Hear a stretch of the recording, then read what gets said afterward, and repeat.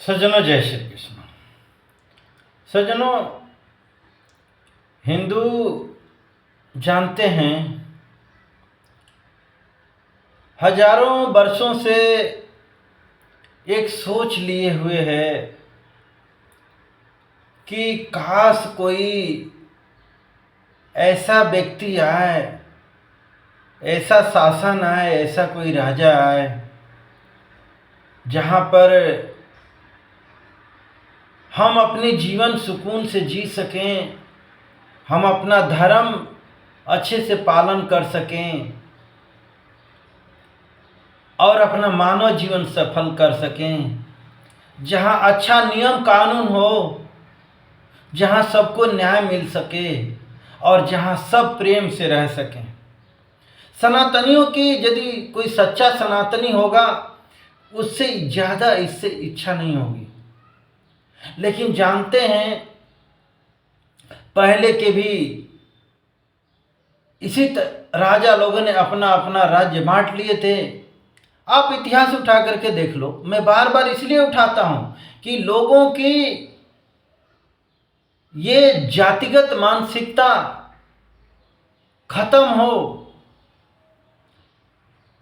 और उनके अंदर से हैवानियत, जो जातिगत है, जो नफरत है, जो घृणा है, वो खत्म हो और इंसान अपने आप को इंसान समझे और इंसानियत के रास्ते पर चले। तो राजाओं को आकर के मुगलों ने कब्जा किया, आपस में एक दूसरे से लड़ते रहे, मरते रहे, कटते, उससे पहले भी रहे, चैन नहीं था। गिने चुने कुछ अच्छे राजा थे, वो थोड़ा सुकून में थे उनके प्रजा, लेकिन एक दूसरे से लड़ाई, आज उससे लड़ाई, कल उससे लड़ाई। उसके बाद मुगल है, मुगल 800 साल तक लड़ते रहे, मारते रहे, कटते रहे, सुकून चैन खत्म। आज भी जहाँ देख लीजिए, जिस प्रदेश में, बांग्लादेश, आपका पाकिस्तान, सीरिया, ईरान, जहाँ युद्ध चल रहा है, जहाँ मार काट चल रही, सुकून नहीं है। आपस में जनता ही लड़ कट रही है। तो भारत में एक बीजेपी से लोगों ने उम्मीद लगा के रखी थी, क्योंकि राम जी का नारा और आरएसएस, विश्व हिंदू परिषद, बहुत उम्मीद लगाया लोगों ने कि चलो कोई तो है जो हिंदुओं की बात करता है। लेकिन वही कहते हैं, ढाक के 3 पात, बस देखा जाए तो डायलॉग बाजी ही रह गया। आज आरएसएस का प्रमुख कहते हैं कि देखो भाई, मैं किसी के लिए हम नहीं लड़ते हैं, हम तो मानवता के लिए काम करते हैं। वहाँ हिंदू, मुस्लिम, सिख, ईसाई, हमको किसी से भी बैर नहीं है।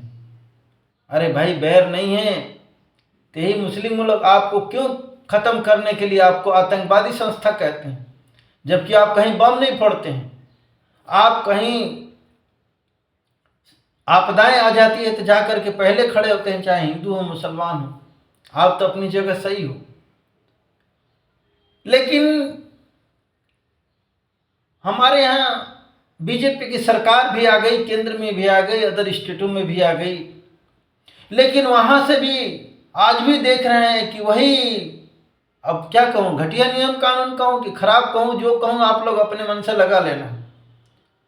वही अंग्रेजों वाला नियम कानून, न्याय नहीं। वहाँ जज का फैसला होता है। जज यदि शराबी है, कबाबी है, जातिवादी है, पंथवादी है या अंग्रेजवादी है, उसका जैसा मूड आएगा फैसला दे देगा, नहीं तो तारीख पे तारीख दिया जाएगा और 50 साल आपका केस को घसीटा जाएगा, हो सके जब तक इंसान मर जाए। अभी अभी एक घटना घटी है बिहार में, उससे पहले भी है कि एक गांव को वक्फ बोर्ड ने कह दिया ये हमारा है। सोच लीजिए, आजाद भारत में ऐसे लोगों को कानून बना के दे दिया जाता है कि वो चाहे तो झूठा मुकदमा दर्ज करेगा, पुलिस वाला दर्ज भी कर लेगा और उसको कोर्ट में भी चलेगा। कोर्ट का चाहे कितना भी करोड़ों रुपए का समय बर्बाद हो जाए। अभी भी बताते हैं 80% झूठे मामले चल रहे हैं कोर्ट में, यानी एक दूसरे के ऊपर लोग ईर्ष्या से, जलन के मारे, जातिवाद के कारण लगाए हुए हैं और लड़ रहे हैं। जबकि हमारे यहाँ के यदि सनातनी पुलिस बना दिया जाए सत्यवादी की, भाई मान लो कि मैंने किसी के ऊपर झूठा इल्जाम लगाया तो बात पकड़ में तो आ जाती है। 4 डंडे मारा जाए मेरे को तो मेरा सब झूठ घुस जाएगा और सत्य निकल आएगा सामने। लेकिन यहाँ की पुलिस क्या करती है कि देखती है कि कौन मोटा माल खिलाएगा, चाहे आतंकवादी क्यों ना हो, गुंडा ही क्यों ना हो, शैतान क्यों ना हो, जो जिसका माल खाएंगे उसी का गुण गाएंगे। वहां पर कोई बिहार में काम करने के लिए ले गया, ठीक है, शायद पैसे भी दिया, अब जो भी मामला हो, लेकिन वो दोनों का मामला है, लेकिन वो पूरा गांव भुगत रहा है। कारण ये है कि वहां पर एसटी का कोई पासवान और पूरे गांव को, गांव भाग रहा है, सब गांव, पूरे गांव के ऊपर FIR लिखा गया है, चाहे कोई बाहर रह रहा हो, चाहे वो उस गांव में रह रहा हो नहीं रह रहा। देखो मैं जातिवादी व्यक्ति नहीं हूँ भाई, कोई दलित के ऊपर भी अत्याचार करता है तो मैं उसका विरोध करता हूँ। अरे वहाँ तो मुसलमान मरते हैं ईरान में, ईरान ना मैंने देखा ना सुना, ना कोई लेना ना देना, ना मैं मुसलमान हूँ, लेकिन वहाँ से भी मुझे दुख होता है। इजराइल में घुस करके मारा वो 1100-1200 लोगों को, उन्हीं के बच्चों को काट के खिला दिया। मैं देखो इंसान हूँ, मैं इंसानियत की बात करता हूँ। मैं इसीलिए कह रहा हूँ कि मोदी जी, सुप्रीम कोर्ट, यहाँ के और भी क्या कर रहे हैं, क्या एक कैसा दे रहे हो भाई। हमारी गाय काटी जा रही है सरेआम, यही सनातन धर्म, ऐसी विश्व गुरु बनेगा। और माँ बहनें उठाई जा रही हैं। लोग, आपने एक ऐसा कानून बना के दे दिया ST कि भैया चलो वक्फ बोर्ड बना के दे दिया, कहीं भी जमीन कब्जा कर लो भाई। यही सबका साथ सबका विकास, सबका साथ सबका विकास। एक समान कानून बनाइए ना, एक नियम बनाइए।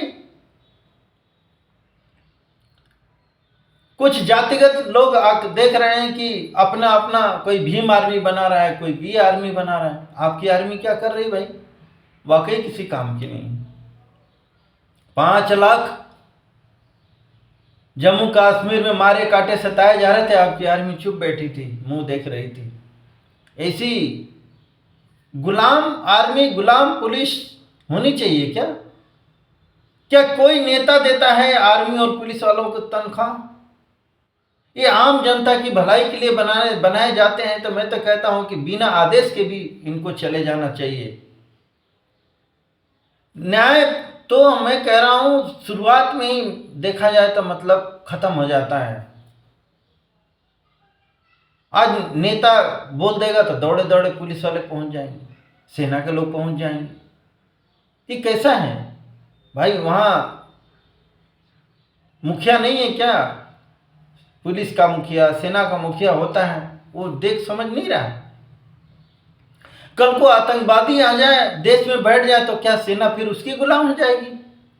आज वो वैसी कहता हरा हरा कर देंगे, वो कर देंगे, तो भाई ये तो बैठ करके फिर तो बोलेगा कि जाओ हिंदुओं को मारो, तो मारेंगे वो लोग।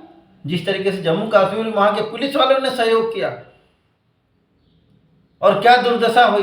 वहां ममता को देख लो, वहां की पुलिस देखती रहती है और हिंदू मारे काटे दौड़ाए जा रहे हैं। और हमारे केंद्र सरकार में बैठी हुई बीजेपी सरकार, राम भक्त सरकार, यही है राम राज्य। मैं पूछना चाह रहा हूं, कितने वर्षों का न्याय? राम मंदिर तो बना दिया आपने, लेकिन आज भी राम मंदिर तोड़ने वाले तैयार बैठे हैं। आप उनका सहयोग कर रहे हैं।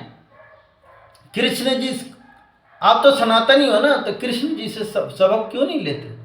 राम जी से सबक क्यों नहीं लेते? कृष्ण जी ने पता लगा कि हमारे यहाँ का दही दूध ये गोपियां ले जा रही हैं, घी ले जा रही हैं, और कंस के पास, और कंस है सनातन विरोधी, दुष्ट प्रवृत्ति का, वो मटकी फोड़ देते थे, लो ले जाओ। राम जी को लगा कि हमारे ऋषि मुनियों के राक्षस लोग मार काट रहे हैं, आम आदमी को ले जाके खा रहे हैं, उनकी बहन बेटियों को उठा रहे हैं। उन्होंने मारना शुरू कर दिया अपने गुरु जी विश्वामित्र जी के साथ में। आप कौन सा राजतंत्र लाना चाह रहे हैं भाई? जो हिंदुओं को मार काट रहे हैं उनके लिए भी सहायता राशि, उनको भी मजबूत कर रहे हैं। लो भैया तुम एक हाथ में कुरान लो, एक हाथ में ये लो। ऐसा होता है क्या? ऐसे अधर्म का नाश होगा क्या?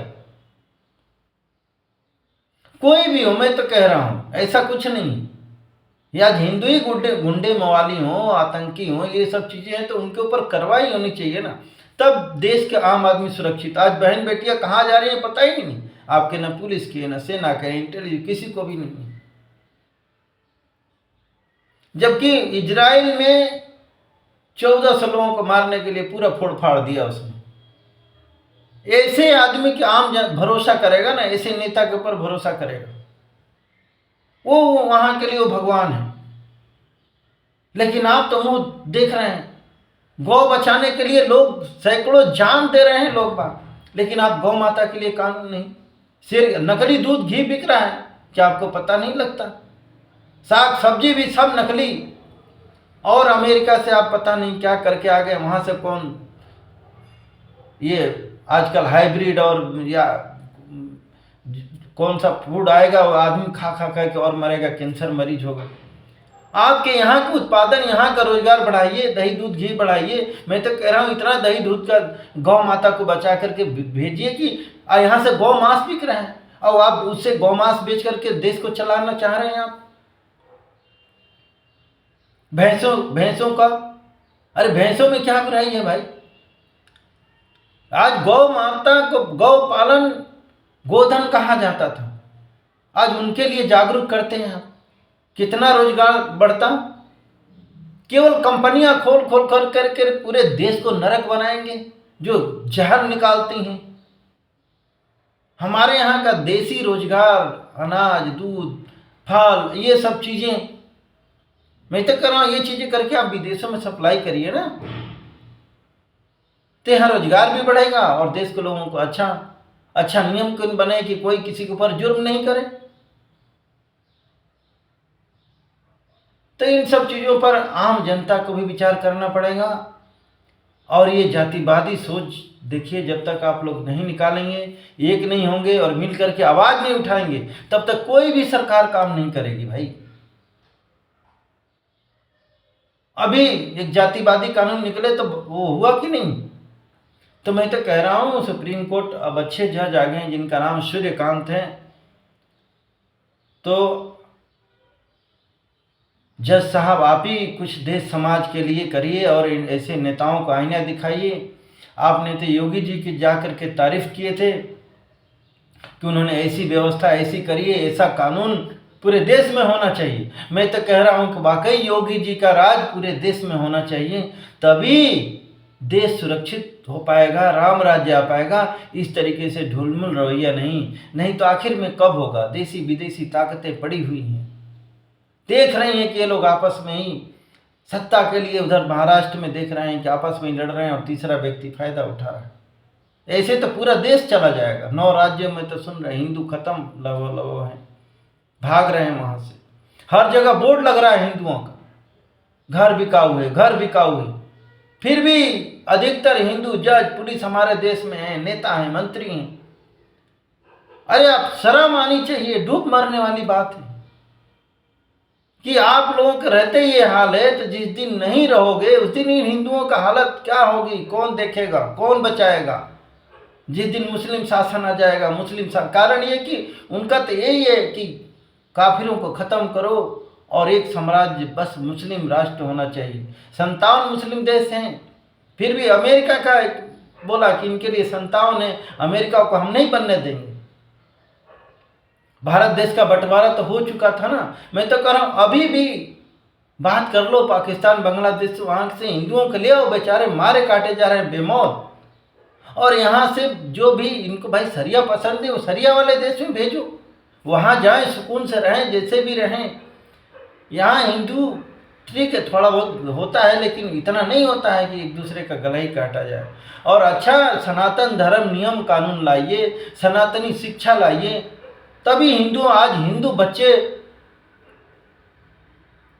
क्रिश्चियन स्कूलों में जाते हैं। आप ऐसी पाश्चात्य कल्चर, ऐसी शिक्षा ला दिए हैं कि ना माँ बाप के हो पा रहे हैं, ड्रग्सी हो रहे हैं, गुटखा दारू में जा रहे हैं। क्या माँ बाप, बेचारे माँ बाप इधर उधर वृद्धा आश्रमों में जगह ही ढूंढ रही हैं। तो आप कैसा देश चाहते हैं?